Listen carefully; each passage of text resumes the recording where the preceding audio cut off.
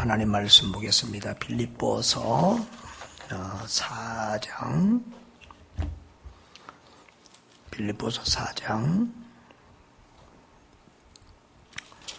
8절부터 14절까지 보겠습니다. 빌립보서 4장 8절부터 14절까지입니다.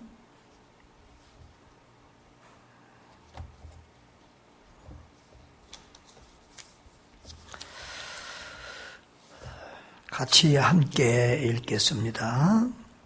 끝으로 형제들아, 무엇이든지 참되며 무엇이든지 경건하며 무엇이든지 옳으며 무엇이든지 정결하며 무엇이든지 사랑받을 만하며 무엇이든지 칭찬받을 만하며 무슨 덕이 있든지 무슨 기름이 있든지 이것들을 생각하라.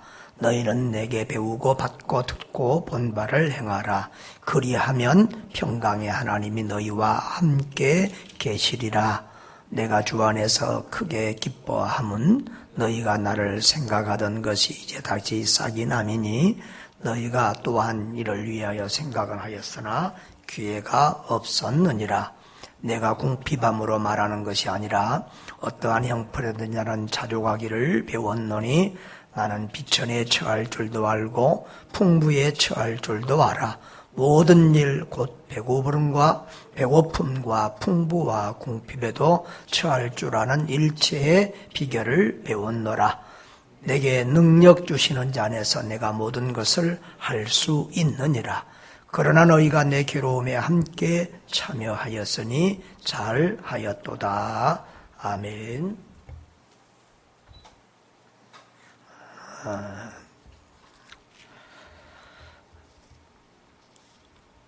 우리 빌립보서 4장에서는 주 안에 굳게 서라 이렇게 말씀하고 있는데요.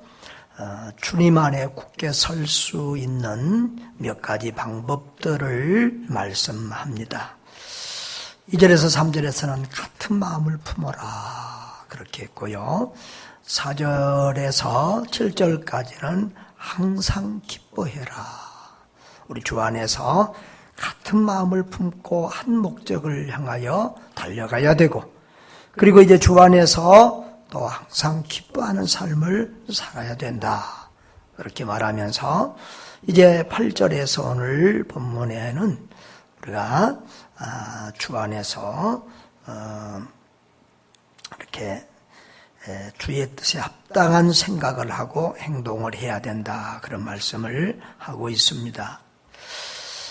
끝으로 형제들아, 바울은 지금 빌립보서를 마무리 단계로 가면서 무엇에든지 참되며 무엇에든지 계속 반복하고 있는데, 이것은 어떤 처지나 환경에서도 어떤 상황에서도 그런 말입니다. 언제 어디서나 그런 말이에요. 언제 어디서나 참되어야 된다. 그리스도인들은 참되어야 된다. 진실하게 행동해야 된다. 그런 말이죠. 그리고 무엇이든지 경건하며 언제 어디서나 경건하게 생활해야 된다. 경건하다는 말은 성결하게 산다는 의미도 있지만 존경할 만한 그런 삶을 말합니다.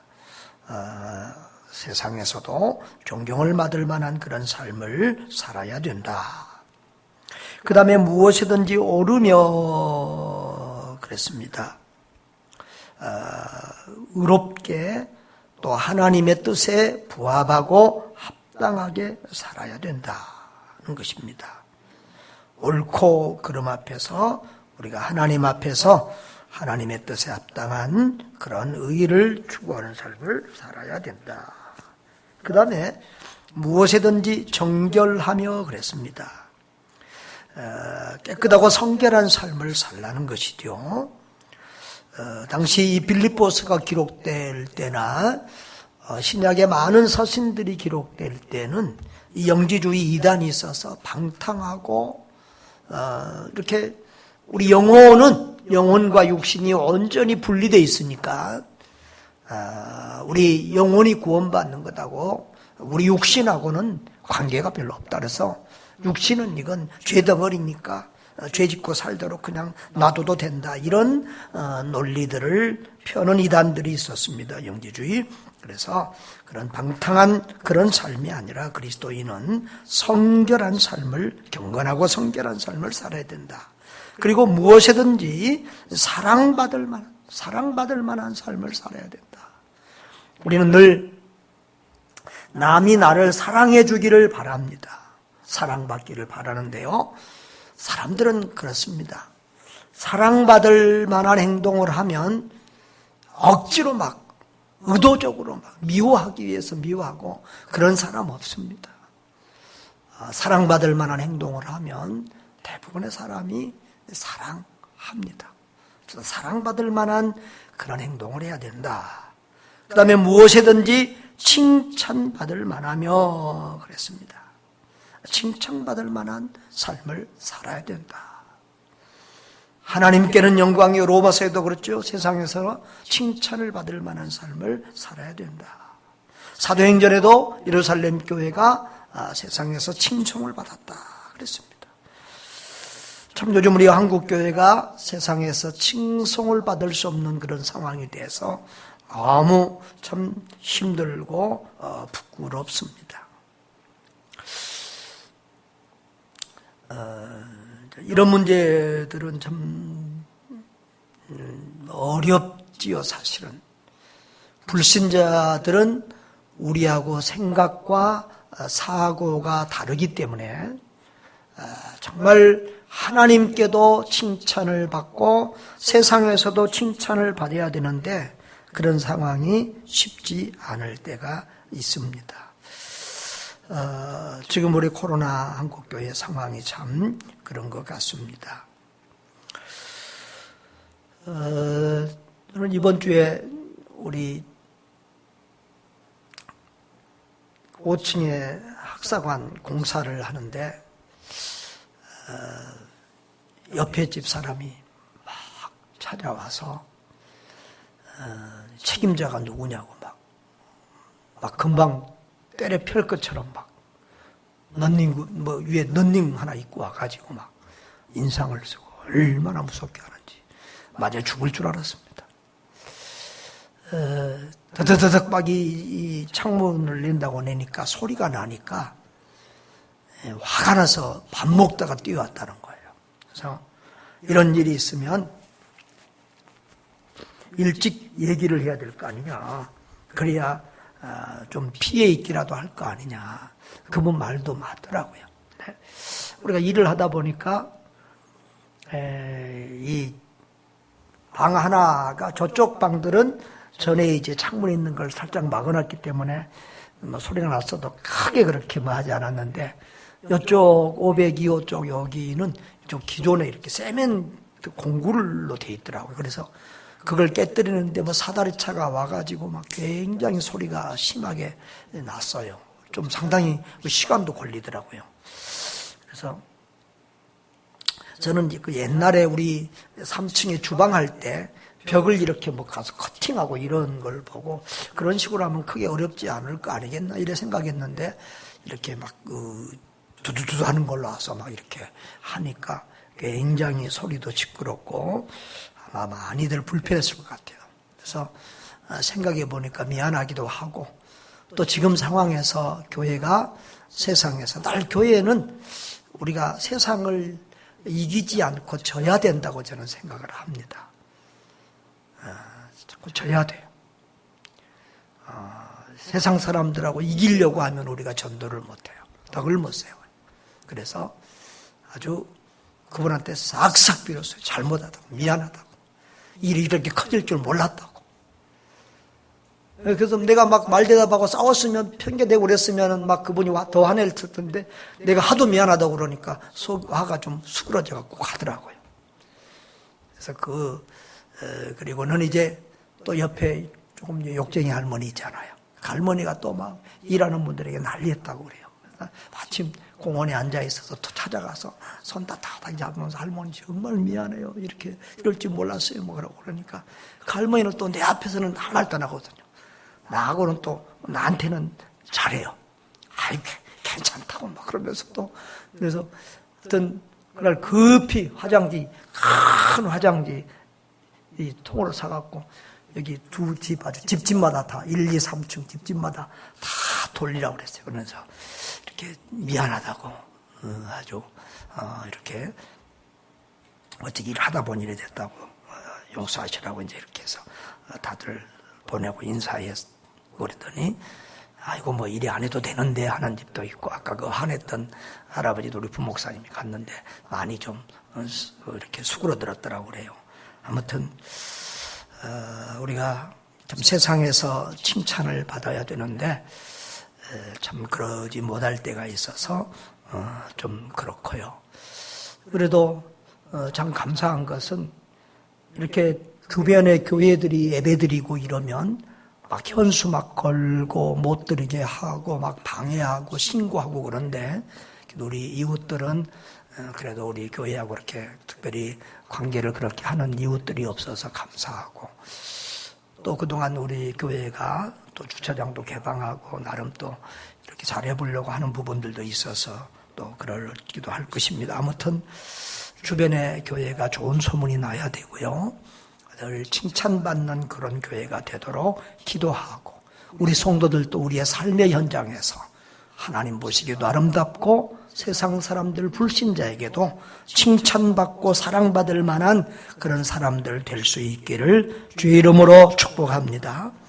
그 다음에 무슨 덕이 있든지 그랬는데 이 덕이라는 말은 성경에 사실 참 많이 나오는데 이 덕이라는 말의 의미가 참 꼭 꼬집어서 말하기가 좀 애매한 뭐 덕을 세워야 된다 뭐 이런 말들이 성경에 가끔 나오는데 참 정확하게 꼬집어서 말하기가 어려운 부분들이 있는데 이 덕이라는 말은 아레테라는 헬라어 단어인데요. 장점 또 은혜로운 행동, 올바른 그런 것을 말하고 있어요. 그러니까 덕스러워야 된다. 그 말은 남에게 이렇게 해를 끼치지 않고 남의 눈밖에 안 보고 남 보기도 좋고 은혜스럽고 그런 것들을 이렇게 말하고 있죠. 그 다음에 기림이라는 말은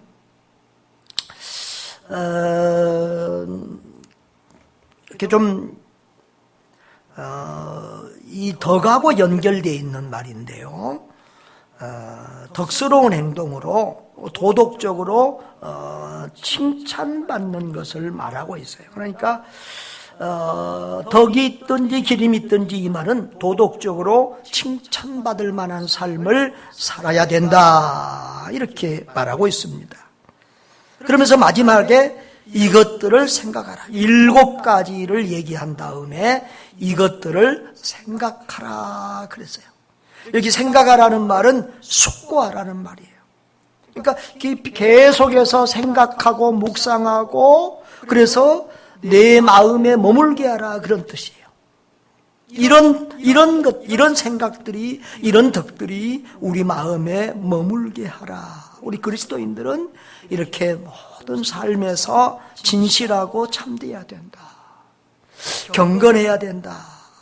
늘 옳은 삶을 살아야 된다. 무엇이든지 정결해야 된다. 사랑받을 만해야 되고 칭찬받을 만하고 그리고 도덕적으로도 이렇게 칭찬받을 만한 그런 삶을 살아야 된다고 이렇게 말씀하셔요. 그리고 그것들을 늘 생각하고 추구하면서 그렇게 살아야 된다. 그러면서 9절에 너희는 내게 배우고 받고 듣고 본바를 행하라.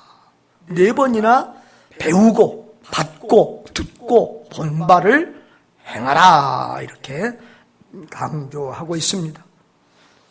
하나님의 말씀으로 또 교회에서 배운 것을 들은 것을 그리고 또 신앙의 선배들이 한 것을 본 것을 그대로 행동하라는 거예요.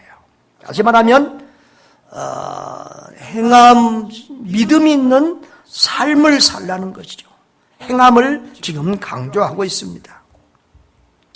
우리는 흔히 사도 바울은 오직 믿음으로 구원받는다. 믿음만 강조하고 있는 것을 아는데 그렇지 않습니다. 바울 서신도 보면은 로마서나 다른 서신들 거의 보면 딱 두 부분으로 되어 있어요. 앞에서는 믿음으로 구원받는다라는 것이 강조되고 후반부에 가면 믿음으로 구원받는 성도는 어떻게 살아야 되느냐, 어떻게 행동해야 되느냐라는 것이 꼭 강조되어 있습니다. 그래서 우리가 아까도 말했지만 믿음과 행함을 완전히 양분화시키는 것은 그 영지주의 이단과 같은 거예요. 믿음이 있으면 생각이 달라지고 믿음이 있으면 행동이 달라지는 거예요.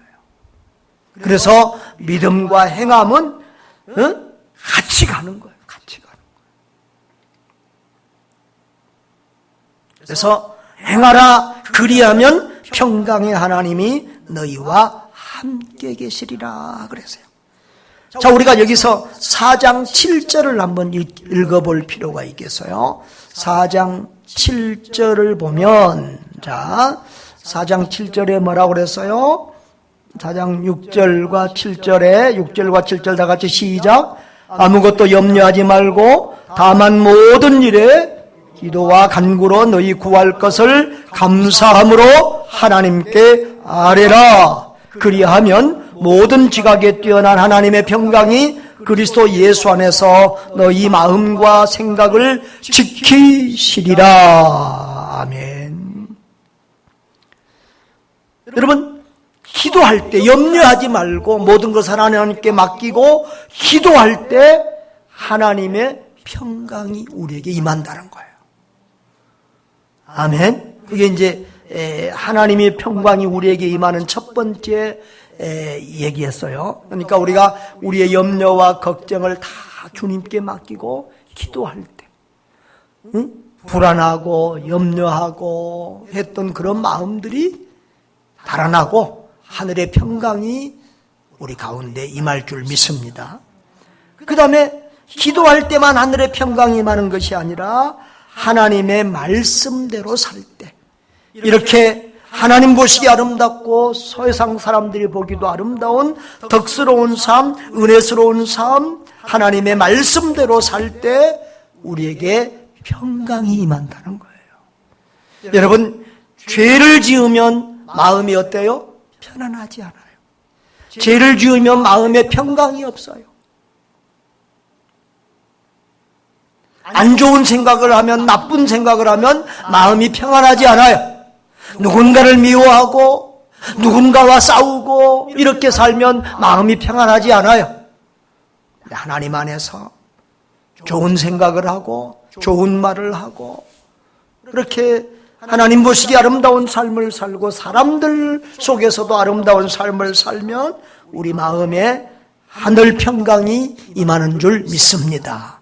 아멘. 그러니까 하나님의 평강이 샬롬이 우리 세상 사람들이 자주 쓰는 일반적인 용어로는 행복이죠. 이 하나님의 평강, 이 샬롬이 어떨 때 임하느냐?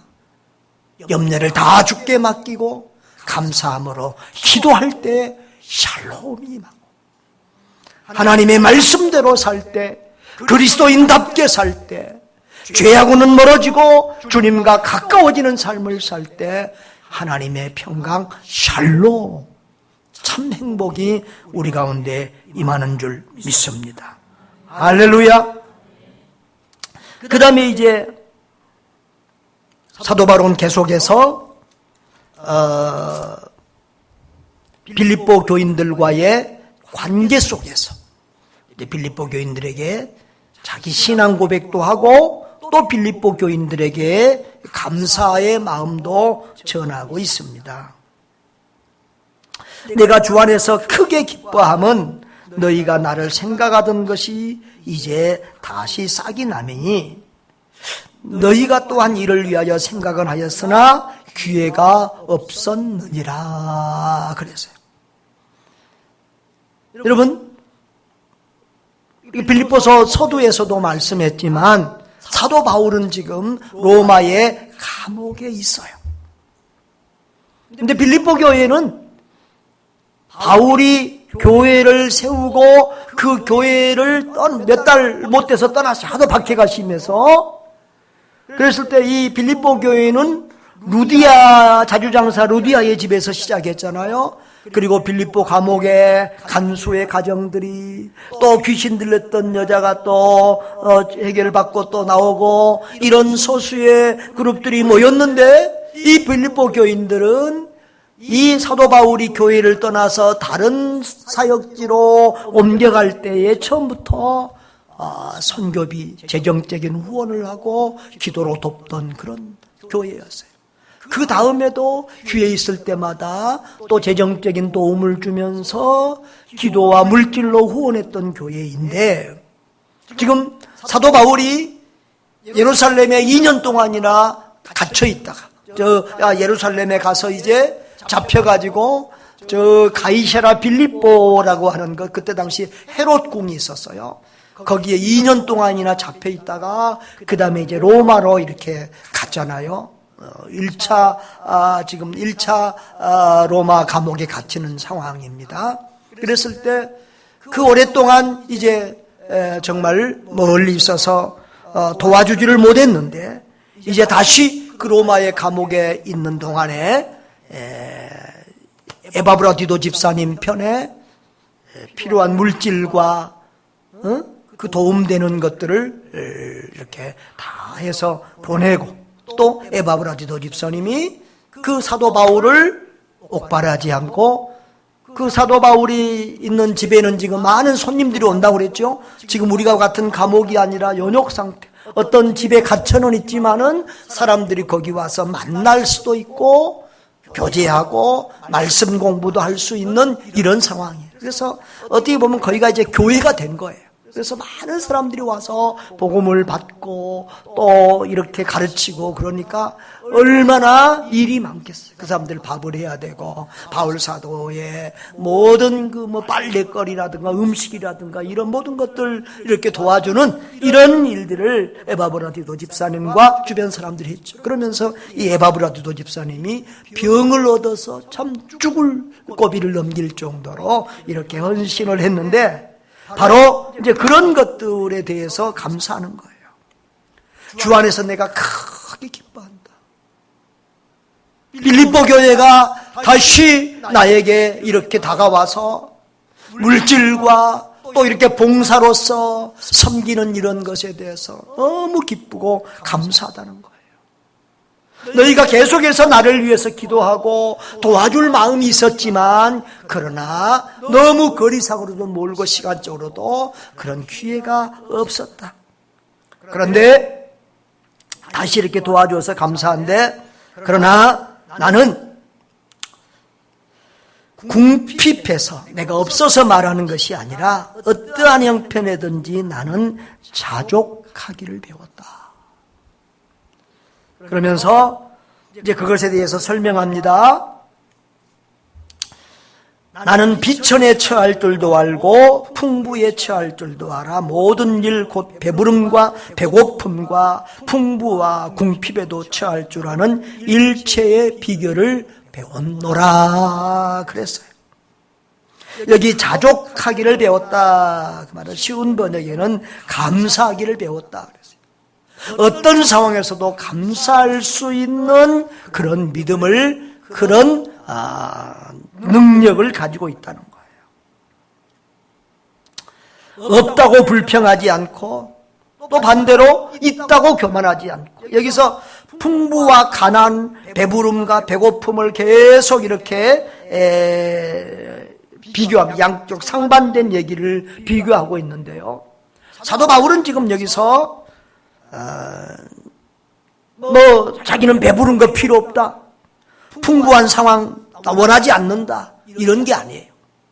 풍부할 때는 풍부한 대로 누릴 줄 알고, 또 가난할 때는 가난한 대로 그 안에서 또 인내하면서 하나님 앞에서 감사할 줄 아는 이런 믿음을 가졌다는 거예요.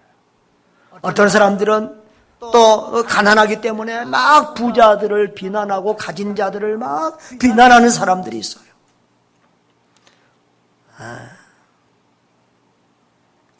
근데 사도 바울은 그렇게 한쪽에 치우치지 않고 하나님이 주신 형편대로, 또 하나님이 먹을 것을 주고 입을 것을 주고 부유하게 하면 또 그 안에서 감사하고 누리고, 또 어려울 때는 어려운 대로 그 고난 가운데서도 또 믿음으로 인내하면서 감사하는.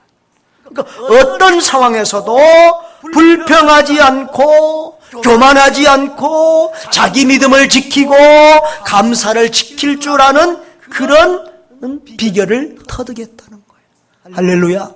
아멘. 신앙과 인격이 바로 된 사람들은 부요하다고 넉넉하다고 교만하거나 그 물질을 죄짓는 데 쓰거나 그 물질로 행세하거나 그러지 않습니다.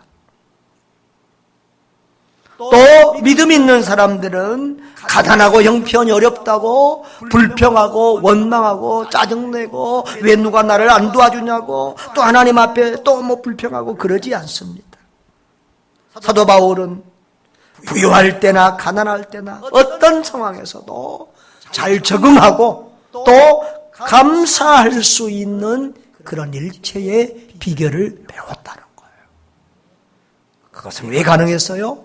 주 안에, 주님 안에 있을 때, 믿음 안에 주 안에 거했기 때문에. 그래서 바울은 이 주 안에라는 말을 계속 13절에도 내게 능력 주시는 자 안에서. 내게 능력 주시는 분이 누구예요? 주님이세요.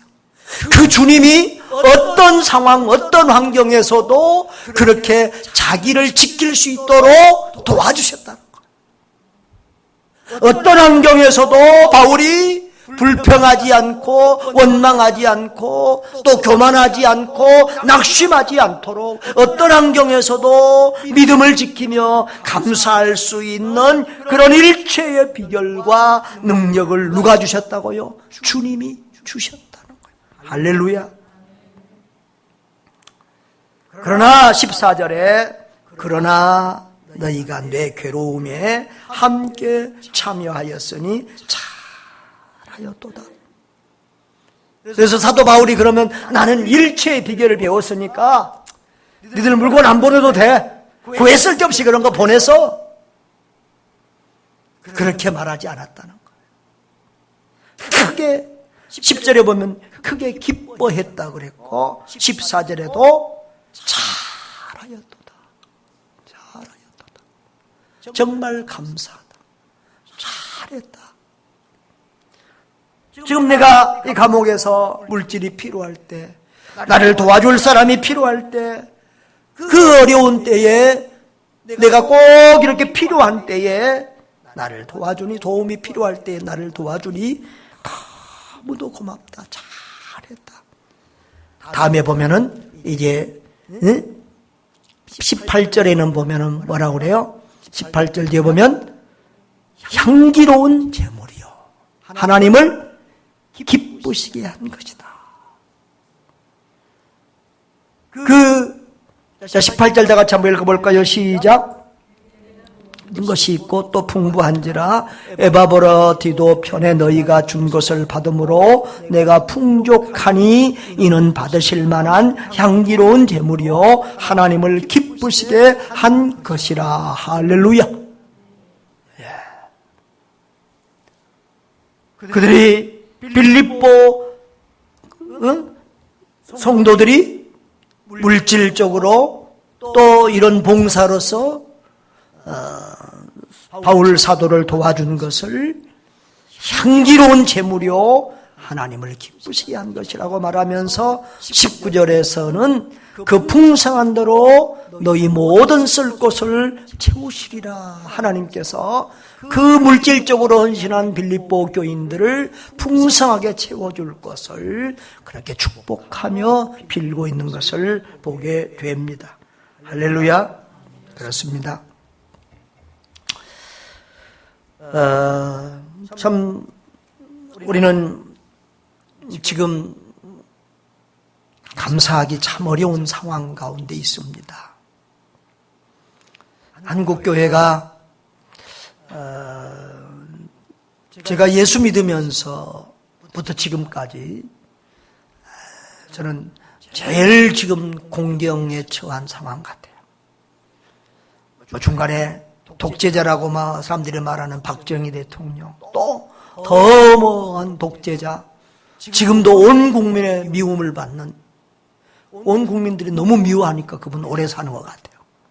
전두환 대통령 이런 때도 또 이렇게 예배를 못 드리게 하는 이런 상황은 6.25 이후에는 없었어요. 지금 코로나로 좀 예배가 자의반 타의반으로 국가에서도 드리지 못하도록 이렇게 자꾸 하고, 또 우리들도 스스로 또 이웃사랑을 실천하기 위해서 또 이렇게 조심하고 절제해야 되는 이런 참 특이한 상황 가운데 있습니다. 참 요즘은 여러분들도 스트레스 받을 거예요. 목사도 굉장히 스트레스 받아요. 목사님들끼리도 막 서로 갈등을 하고 난리예요. 이럴 때 꼭 예배를 드려야 되느냐? 또 한쪽에서는 예배는 생명이다.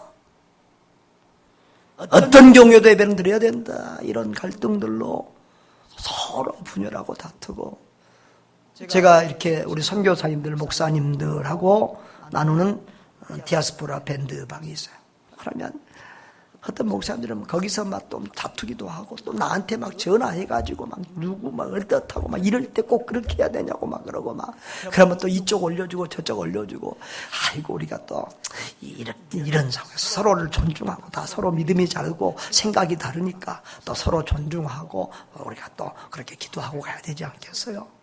또 이런 상황에서 이렇게 생각할 수도 있고 저렇게 생각할 수도 있는데, 너무 한편만 고집하지 맙시다. 그러면서 또 이렇게 얼리고 막 이러면서 갑니다. 어떤 목사님은 밴드에서 몇 번 나갔다가 또 몇 번 들어왔다가 이런 분도 있고 막 그래요.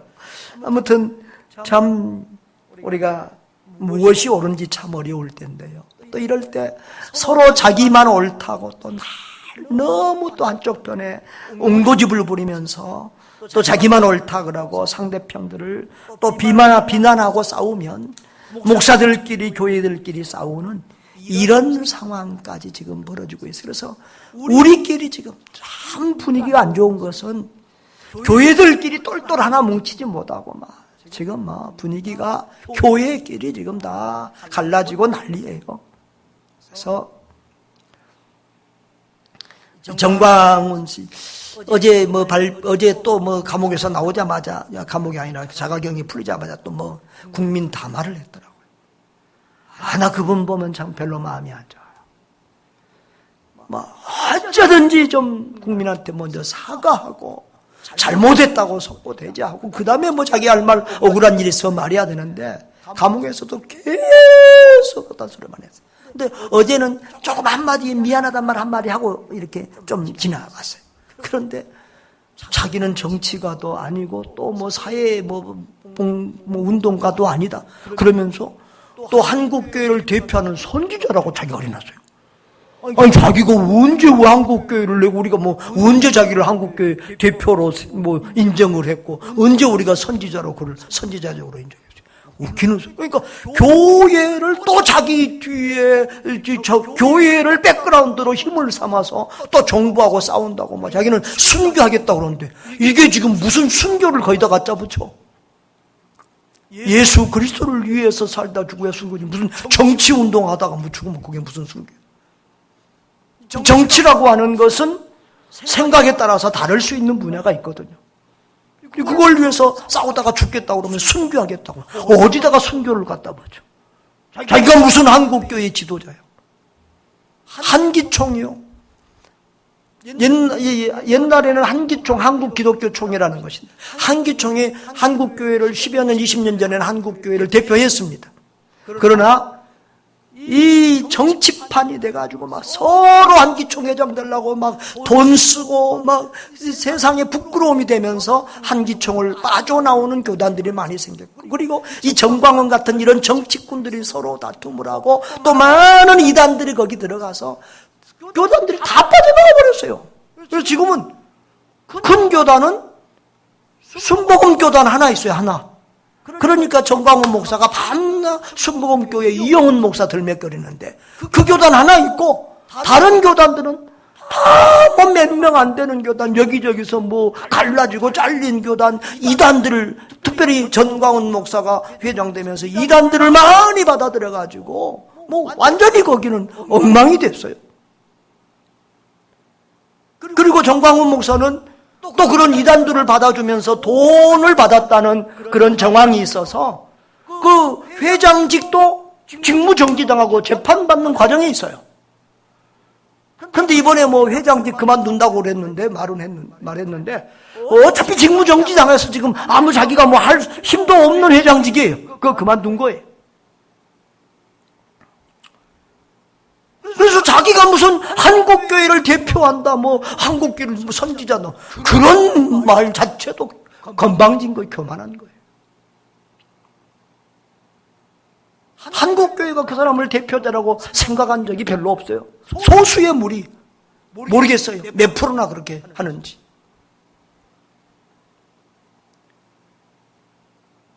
따르는 사람들이 1, 2%일 거예요. 많아도 5% 아닐 거예요. 5%만 기독교인들 5%만 아마 그 당을 지지하고 정광훈 지지했으면 국회의원 나왔을걸요. 거기 1점 몇 프로, 2%도 제대로 못 받았을 거예요.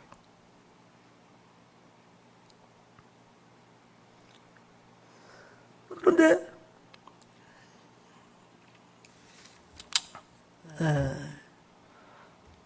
정말 그런 상황에서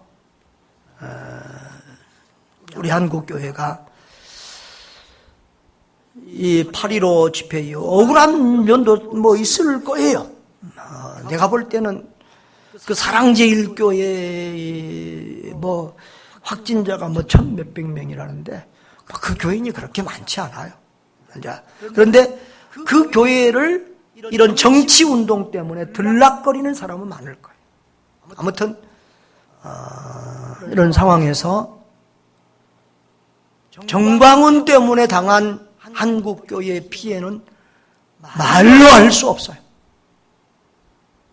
신천지 이단 때문에 당한 피해보다 훨씬 지금 커요.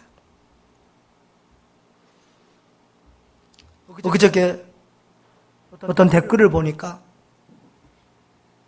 교회들 다 불사질러 버렸으면 좋겠다고 누가 댓글을 달았는데 많은 사람들이 거의 다 좋아요 그래놨어요. 그럴 정도로 지금 교회들이 지금 비난을 받고 있어요. 특별히 그 정광훈 목사 사건 이전까지는 가끔씩 교회들에서 나왔지만 그렇게 많이 나오지 않았어요. 그런데 그 일 이후로 그 집회에 갔다 오고 그 교회와 관계된 목사나 성도들이 각 교회에 가서 예배드리고 각 교회에 가서 그대로 검사도 안 받고 방역 지침도 안 따르고 말 안 듣고 하면서 여기까지 가서 전파돼가지고 이 교회 저 교회 사방에서 퍼져나와가지고 이 8.15 이후로는 완전히 한국교회가 얼굴을 들 수 없는 상황으로 지금 몰려가고 있어요. 그래서 이것이 어떻게 보면 정광훈 목사의 탓이고 또 그를 추종하는 목사님들의 과격함과 실수, 잘못이기도 하지만 그리고 정말 그 목사님들이나 성도들이 그 자기들도 갔다고 하는 걸 속이고 안 밝히고 막 이런 도덕적인 문제까지 다 이렇게 점에서 돼 있는데 정광훈 목사와 그들의 문제이기도 하지만 내가 볼 때는 하나님이 우리 한국교회를 부끄럽게 하고 있다. 하나님이 심판을 행하실 때 하나님의 집에서부터 심판을 행하신다고 했는데 하나님의 한국교회를 지금 치고 계신다. 회개하라고.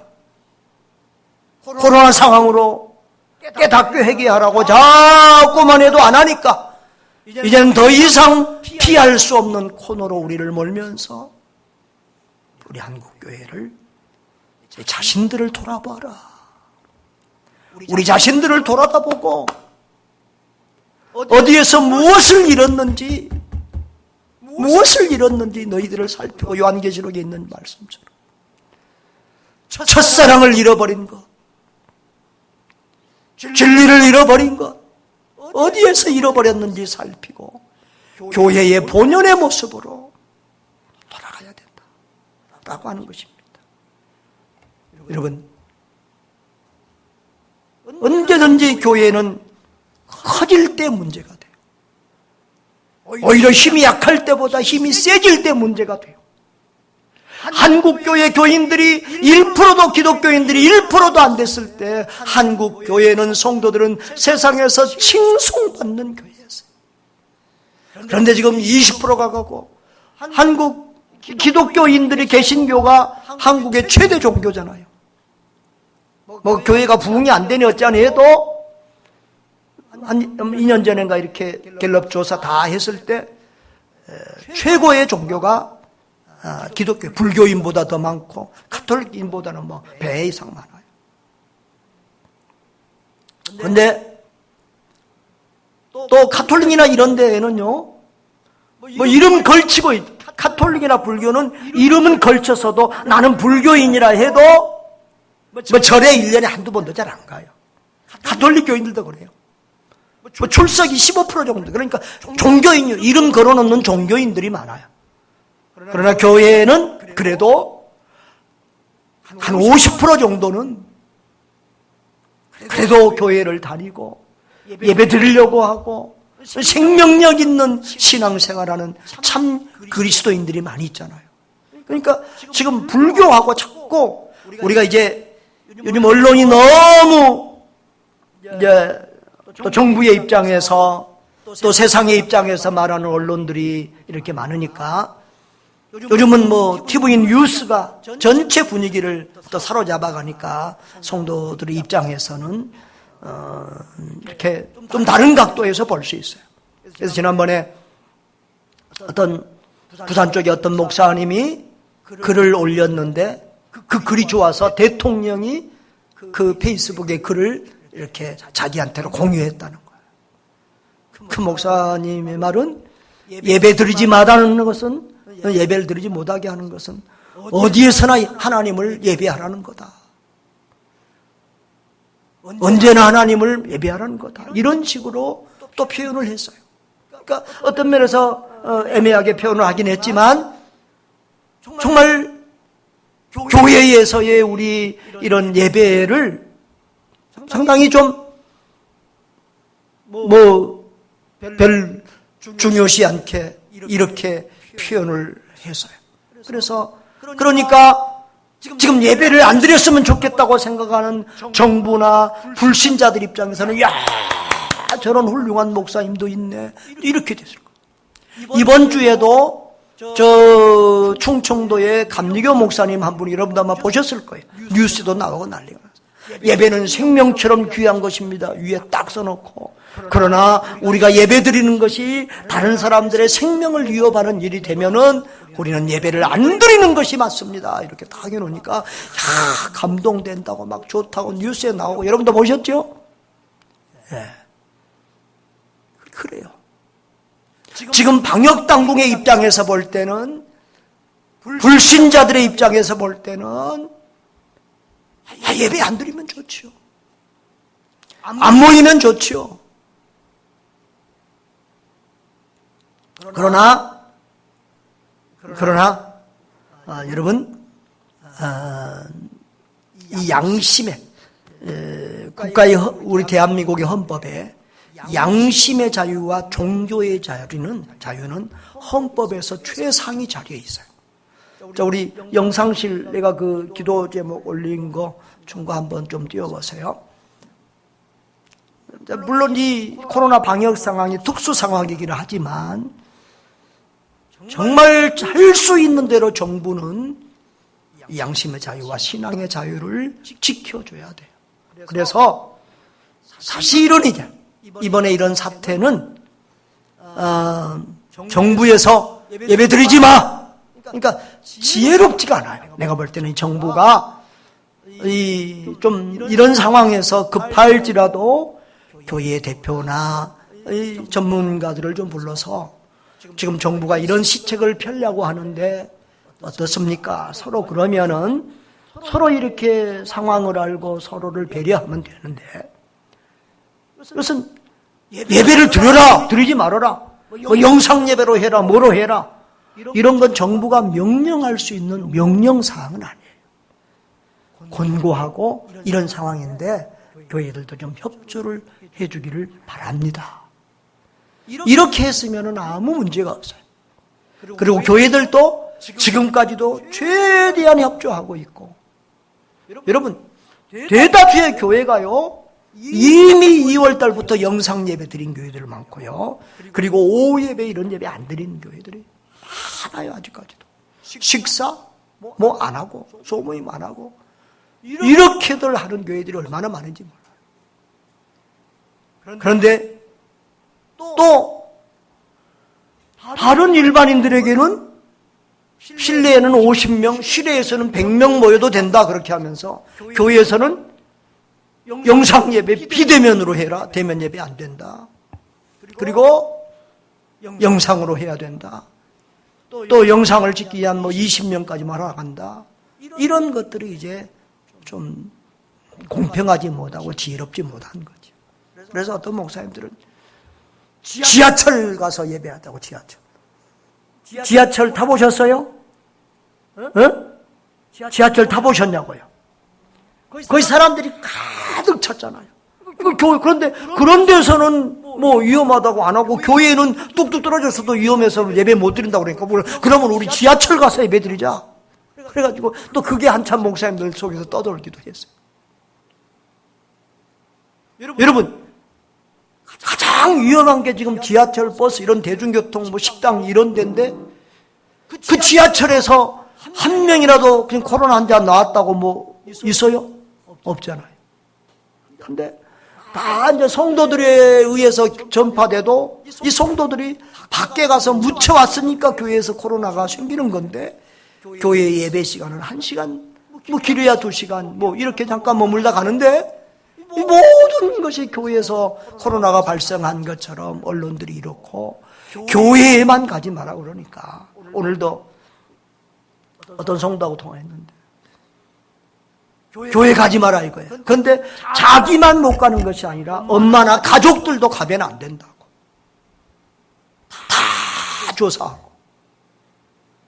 그리고 가면 가족들까지도 못 가고, 가면 직장에서 자르겠다. 이렇게 엄포를 놓는 그런 일들이 지금 한국 안에 우리 주변에 일어나고, 우리 성도들에게도 일어나고 있어요. 그래서 참 이게 정말로 감사하기 어려운 이런 우리가 상황 속에 있습니다. 여러분, 그래도 우리는 또 이렇게라도 예배 드릴 수 있음을 감사하고, 또 영상으로도 예배 드릴 수 있음에 감사해야 될 줄 믿습니다. 그래서 이번에 교회들에서 항의 중 한 것 중에 하나는, 우리 지금 교단까지도 갈등인 것 같아요. 총회장은 지난번에 대통령 만나고 와서 정부에 협조해서 이렇게 하자 그러고, 이번에 수도권 8개 노회는 합쳐가지고 오늘 내가 교회 밴드에 올렸잖아요. 이런 명령은 불합리하다, 잘못된 것이다. 교회에서 거리 유지하고 또 이렇게 마스크 쓰고, 다른 단체에다가 실내에서 50명 하라겠으면 교회도 이렇게 질서를 지켜가면서, 법을 지켜가면서 그렇게 할 수 있도록 평등하게 해야지, 왜 교회만 찍어서 교회는 안 된다, 대면 예배 못하게 하느냐.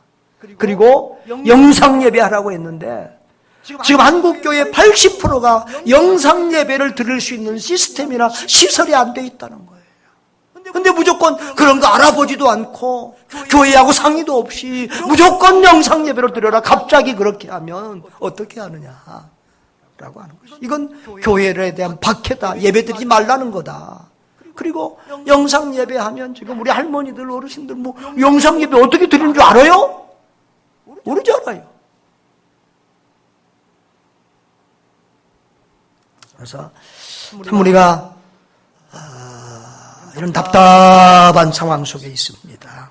그래서 우리 교회에는 그래도 또 영상으로 이렇게 지금 모든 예배를 올리고 있어서, 우리 성도들이 오늘도 우리 나오지 못하는 성도가 그래요. 집에서 예배 드리니까 은혜는 훨씬 덜 돼요. 그런데 어떻게 해요? 그래서 내가 그랬어요. 너무 고민하지 말고 그런 상황에서는 집에서 영상 예배라도 드리고, 그리고 꼭 경건한 마음으로, 이렇게 경건한 모습으로 함께 하세요. 그렇게 했는데요. 지금 나는 직장까지 그만두고 뭐 해야 되겠다. 그런 상황까지는 아닌 것 같고요. 또 한두 주 이렇게 지나가면 또 상황이 풀릴 수 있는 상황이고, 영상 예배도 드리지 마라. 절대 예배 드리지 마라. 그러면 이건 절대적으로 막 이렇게 다 일어나야 되지만, 또 이런 상황에서 협조해 달라고 그러니까 교회도 최소한 또 자발적으로 협조해야 되고, 최소한 조심해야 될 줄 믿습니다. 그래서 하나님 앞에 예배 드리는 것도 중요하지만 또 이웃 사랑해서 이웃의 피해가 없도록 해야 되니까 우리가 최대한 함께 이 균형을 맞춰가야 될 줄 믿습니다. 그런 의미에서 우리가 하나님 보시 아름다운 그런 교회 성도들 될 수 있기를